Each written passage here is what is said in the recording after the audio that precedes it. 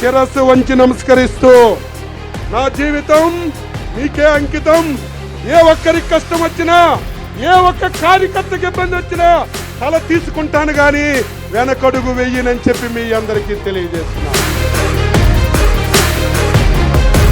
మాకు తెలుగుదేశం పార్టీ తప్పితే మరో ప్రపంచం లేదు. మాకు పడుకున్నా, నిల్చున్నా, పని చేసినా, పరిగెట్టినా ఎప్పుడూ కూడా మాది పసుపు జెండా తెలుగుదేశం పార్టీనే. ఆ తెలుగుదేశం పార్టీ రెపరెపలాడుతూ ఈ యొక్క రాష్ట్రంలో ముందుకు నడవాలనే ఆలోచనతో నిరంతరం కూడా కృషి చేసేటటువంటి తెలుగుదేశం పార్టీని నమ్మే కుటుంబం మాది.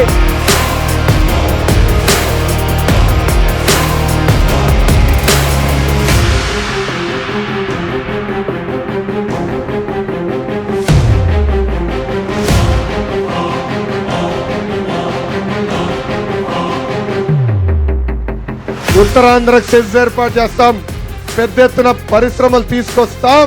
దాని తర్వాతనే మీ దగ్గరకు వచ్చి మళ్ళీ నేను ఓటు అడుగుతానని ఈ సభాముఖంగా ప్రజలకి నేను హామీ ఇస్తున్నా.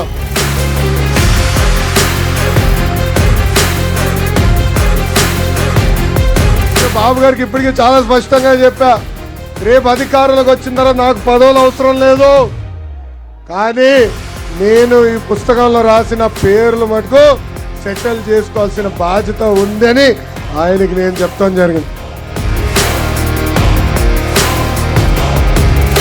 ఈ 2 నెలలు నిస్వార్థంగా నా సేవలను తెలుగుదేశం పార్టీ కోసం, చంద్రబాబు నాయుడు గారి కోసం, ఆంధ్రప్రదేశ్ కోసం అంకితం చేస్తాను.